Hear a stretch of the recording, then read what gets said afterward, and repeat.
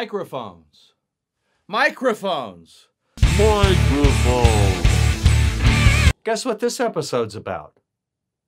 Another thing I'd like for you to guess is which one of these microphones is recording my voice right now. Here's a hint. Any mic that has no cord plugged into it is not recording my voice. This episode covers the basics of microphones, the different types of mics, what type of mic to use, and miking techniques. So enough with the talking. Let's get right to it, eh? Microphones, the mechanical equivalent of ears. Microphones turn acoustic sound waves into a little electronic signals that we get to play with when we make records. There's a few different types of microphones. Basically, there's dynamic microphones, there's condenser microphones, and there's ribbon microphones. Here, we have a technical explanation of a dynamic mic. Feel free to pause and read it, maybe take a screenshot.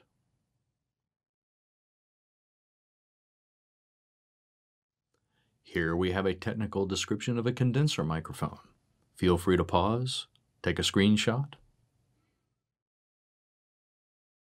Me, I look at microphones as what kind of mic do I need to record the thing I want to record. It's very basic, the way I look at it. I don't care technically about what's going on. The only thing I care is, does the mic give me what I need? First, let's talk about dynamic microphones, okay?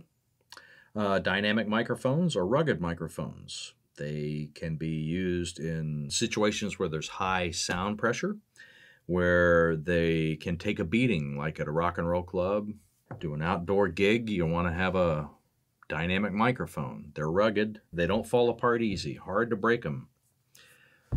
We've already seen this one, Shure SM57. Retails probably for around $100. You can use it for snare drums, guitar amps, vocals, just about anything. They work very well. Shure SM58, a slight variation on the 57. It's designed for vocals. Sennheiser 421. Nice microphone for tom-toms, kick drums, guitar amps. The characteristic of this mic is it has a lot of nice, sweet high end for a dynamic mic. Also has a lot of nice, sweet low end, so it's kind of a smile curve to it. Electro Voice RE20. This is a great microphone for many applications. It's a round sounding dynamic microphone. You can use them on bass guitar amps, motorcycles. Its great characteristic is the fact that it can hear low frequencies for a dynamic microphone very nicely. So it's great for recording a bass guitar amp, vocals. It's a good radio broadcast mic. I think a golden version of this is what Rush Limbaugh uses, at least the pictures I've seen. Good kick drum mic. Shure SM7, another good quality broadcast dynamic microphone. Great drum mic as well. You know, I've used it on floor toms before, used it on vocals. I've used it to record acoustic guitars. So those are a few different types of dynamic microphones and their applications. Now let's talk about condenser microphones. Condenser microphones require power. They need DC voltage in order to operate. This can be supplied by a mic preamp or a board, 48 volts for a transistor microphone, or it can be supplied by a power supply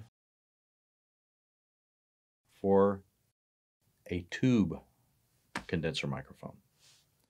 Now, the dynamic mics that we were looking at earlier, like this RE20, they tend to look in a certain direction. So this microphone, when I talk, it's looking at my mouth right now. If I turn it this way, it's looking at the camera. If I turn it this way, it's looking at the roof. So you point these mics where you want them to hear. Small condenser microphones, such as this one, are similar. They look in a certain direction, okay? Wherever you point them is where they look. This microphone here is a Neumann U87, a very, very nice large diaphragm condenser microphone. It looks where you tell it to look. It has a switch on the front that allows this microphone to look at in a cardioid pattern, which is essentially, right now it's looking in this direction, just like kind of like a dynamic mic has a cardioid pattern. It's looking like this. That's how it's hearing. Now, if I switch it to Omni, this microphone is hearing everything equally in all directions, 360 degrees.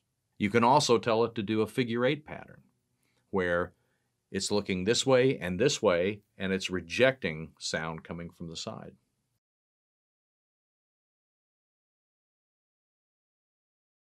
The cool thing about large diaphragm condenser mics is you can tell them where you want them to look.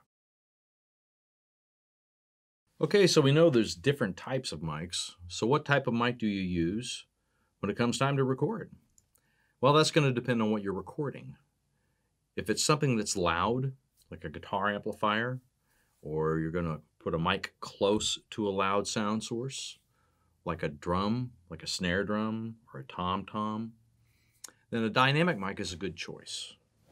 However, if you're going to record something that is not that loud and has a lot of sound characteristic to it, like a vocal or a saxophone, a piano, if you're lucky enough to be able to have a piano to record, a condenser mic's a great idea for that. If you've seen pictures of like Frank Sinatra recording a vocal or the Beatles doing a vocal, they'll be singing and the microphone will literally be a foot or two away, because the microphone is picking up all the beautiful frequencies that they're putting out, not just out of their mouth, but their cranium is resonating, their chest is resonating.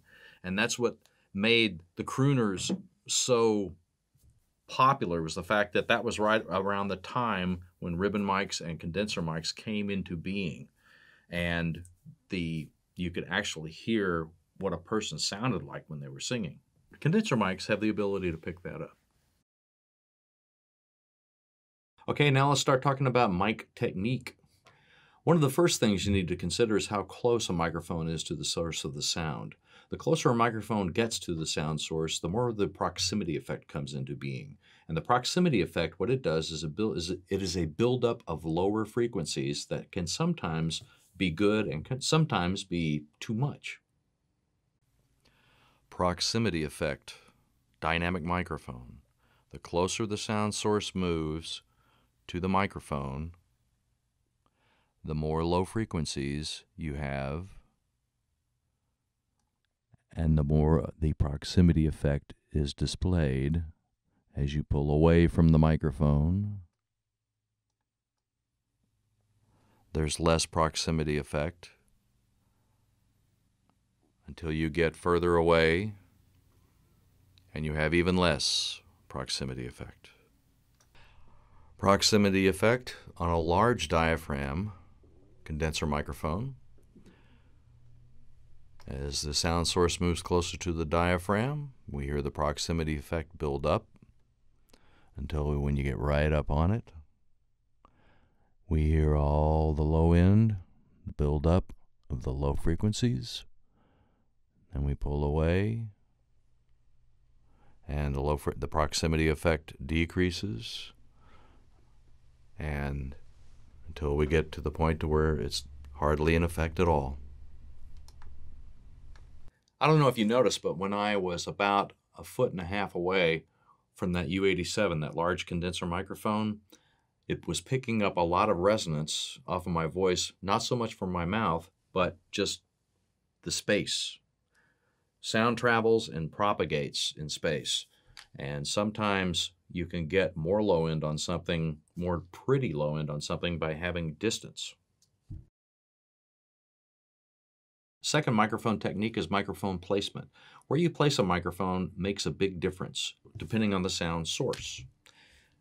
Every sound source typically has an area that has more low frequencies or more high frequencies.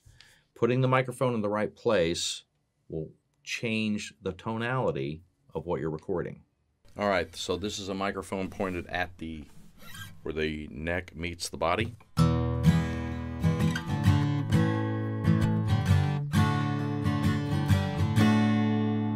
right, now we're going to talk about, so that's an area that has a balance. You get further up the neck, you're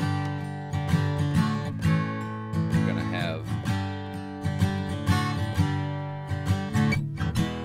it's going to be a little brighter, less low end. You get down to the area where the hole is, it's got more low end.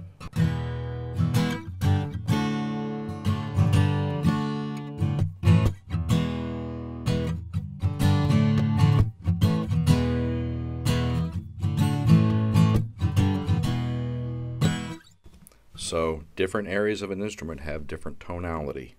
Mic placement for tonality. This amplifier, the speaker, is a 12-inch speaker. It's centered in the cabinet.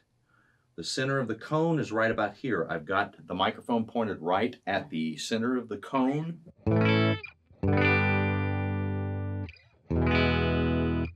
That's what that sounds like. To get it darker without changing EQ or whatever, I go to the side, I go to the edge of the speaker.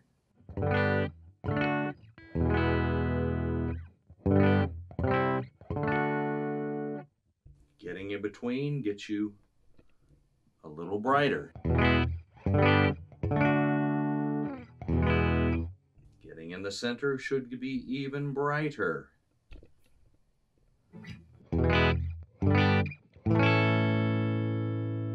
So that shows you that moving the microphone can change the tone even on a guitar amplifier. Another microphone technique is patterns. What do I mean by patterns? Microphones look in certain directions to hear sounds. Sometimes they're looking in one direction, sometimes they're looking in every direction, sometimes they're looking in two directions.